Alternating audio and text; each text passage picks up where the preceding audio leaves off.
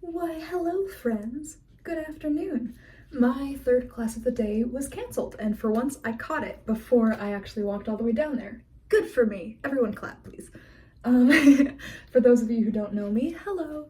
My name is Ava Britton, and I am a Christian college student in the performing arts. And this is my Christian video diary series, where we just kind of chill, hang out together, and you can just listen along, or we can just vibe. I don't know. Yeah, so I'm currently uploading the previous episode, episode 23. Cool, and it looks like it is finished downloading, so I'm gonna go post that now. And then I need to allot my homework for the week on my color-coordinated planner, because I'm that person. Yeah, and then I have rehearsal tonight for, if you saw my announcement video, I'm working on 2 shows from a technical perspective right now, being the theater person that I am. So currently I am on the run crew for the Diary of Anne Frank.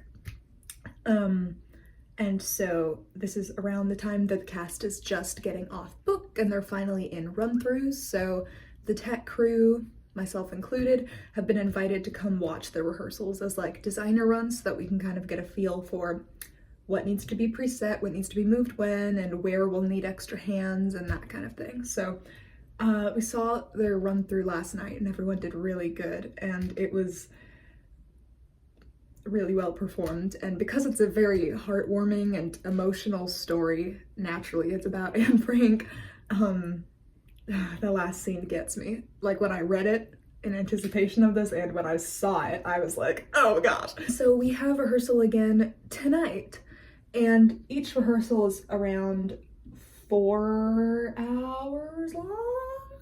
Yeah, like from 5 to 9. Oh, except I don't need to be there till like 6 tonight, so, yeah.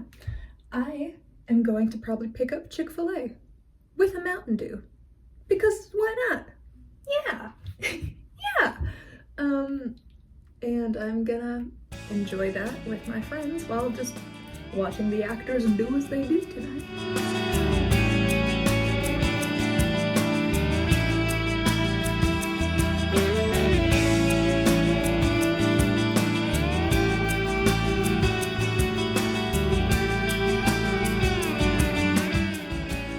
Okay, so I just finished one of the assignments and I logged all of my other assignments. All of them are like really quick readings, and I have basically a full day off tomorrow. Yeah, and I don't have rehearsal for another 4.5 hours. So instead of sitting here cooped up in my room, just reading off of my laptop for the next 3 assignments, I'm like, might as well get some hours in at the scene shop. So, why don't you come with me? The scene shop. Chick-fil-A and Mountain Dew acquired. Yay! And then I just remembered that I have a quiz in my Christian worldview class tomorrow, so I've already read through the readings. There's like 50 pages, man. But he was like, it's gonna be more detailed than you think, so go through it again. And I'm like I love the topic of Christian worldview, but I'm struggling to keep my brain on focus, so I'm gonna try to eat my food while going over the readings again. Wish me luck. God's chicken. God's word. Except it's not God's word, it's someone evaluating God's word in an academic setting. I don't know, but I do it for a grade. Okay, I kind of refreshed my memory on what that reading was, and now I have Mountain Dew, so all is well. Today was a good day. I started with my acting class, acting 2, 9 a.m., and then at 11 I had my ethics and advocacy in education. Yeah, acting 2, we did a fun exercise. It was like a mock audition, so he gave us the material 24 hours in advance so that we had just enough time to study it, but yeah. So as someone who has a little channel in the performing arts, I wanted to discuss it, and that is that auditioning is the 4th skill for musical theater. Like how there's acting, singing, dancing. None of those will do you any good if you don't have auditioning as a skill. And sometimes you'll be like, how did that person book a show? It's because they're good at auditioning. And I never understood what that meant until very recently. I didn't put it in my New Year's goals video, but it is something that I want to work on from a professional standpoint, is both two things that as I'm starting to get more serious about wanting to pursue musical theater as a performer,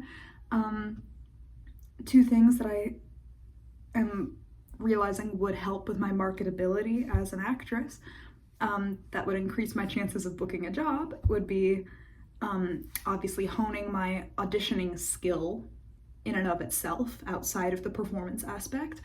And then also, I've mentioned a couple times that vocally I fall into the legit soprano category, which for those of you who don't know, legit soprano is a term in musical theater that basically means a soprano with classical training as a foundation that they infuse into the musical theater genre. So that's not me saying, I'm a legit singer and you're not. Like, that's what that means.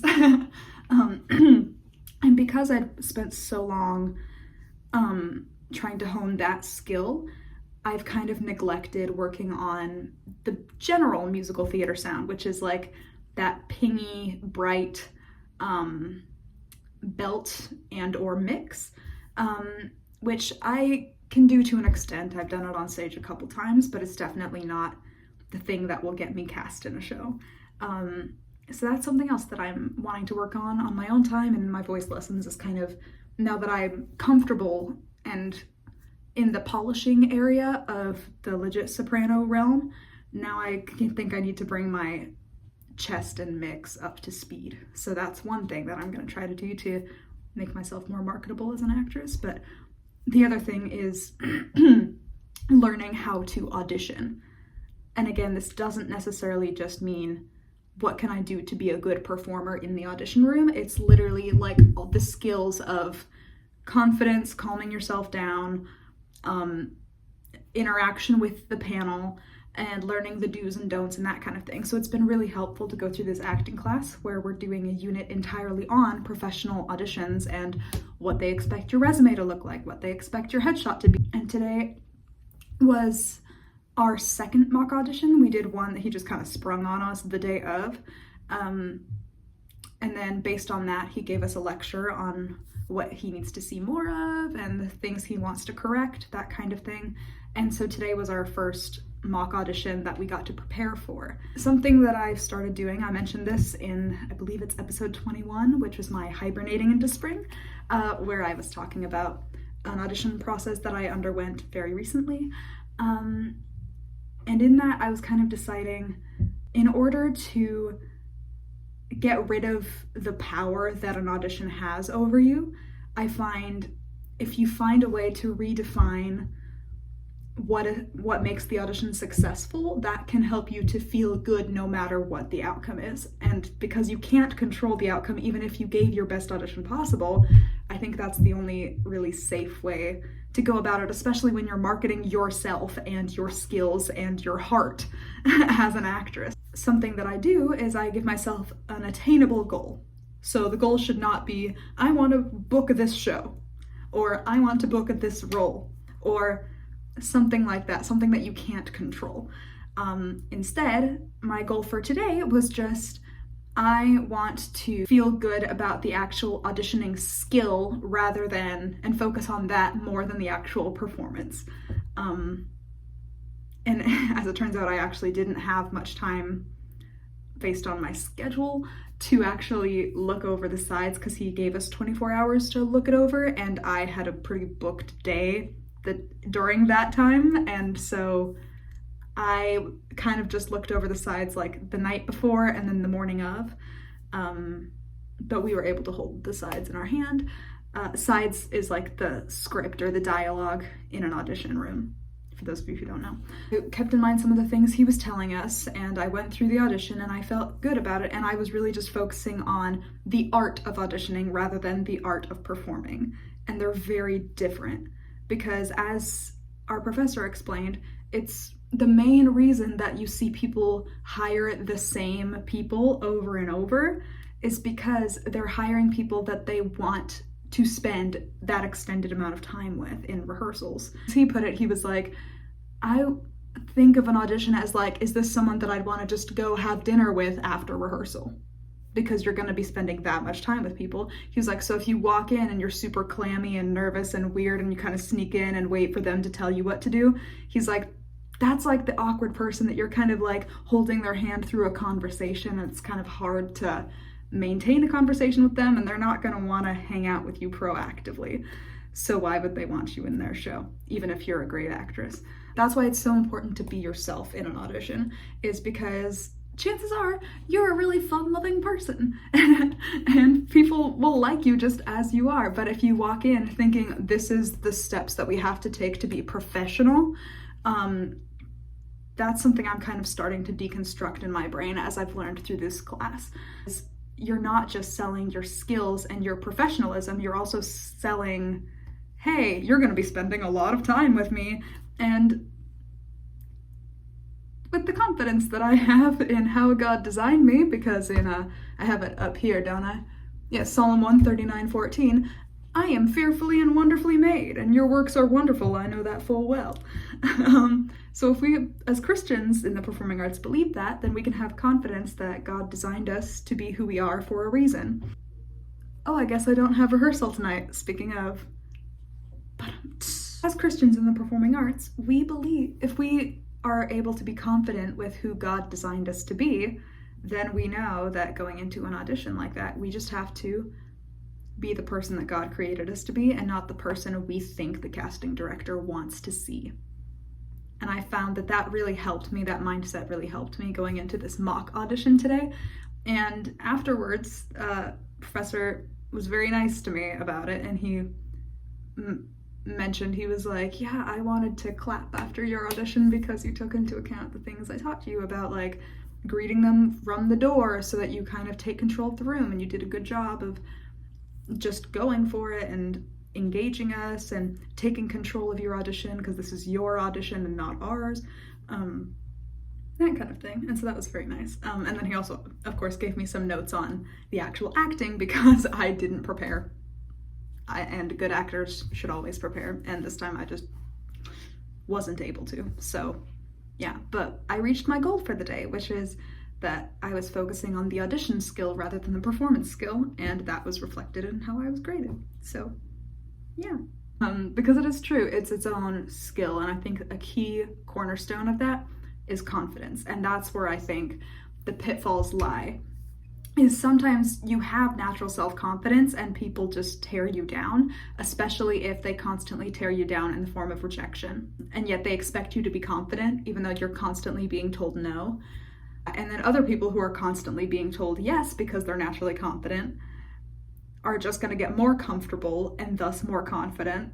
And so it's just a vicious cycle. So as for those of us who have dealt with more rejection than success, starting to learn how to reclaim control over that and start to be like, yeah, no, I have the same right to be here as everyone else. So, hello, and just being myself. So, yeah, I'm like reframing my brain on how auditioning is supposed to go after starting kind of this way just naturally and then feeling like I was broken down after rejections and being told, no, you're supposed to do this, no, you're supposed to do that. So it's really helpful to just kind of reframe the mindset going into a new chapter of auditions. So yeah, that's what I wanted to talk to you about tonight. And I thought I was going to bring you to rehearsal for Diary of Anne Frank because I'm on the run crew for that, but it sounds like they don't need crew tonight, so never mind. Okay, so since crew's no longer needed at Anne Frank rehearsals for tonight, I've decided I'm gonna have a cozy night in because I finished my work for the day and I had a productive day. So now that I have my little Mountain Dew with me, I'm thinking, normally I'm a morning showers girly, but lately it's been cold in the morning and I've been not wanting to get up and shower. So I'm like, I might do that as like a cozy way to unwind. So I'm gonna do an evening shower for once. And then I'm gonna trim my nails and I'm gonna listen to music and I'm gonna make a Pinterest board and I'm gonna sip my Mountain Dew. Having a girls' night.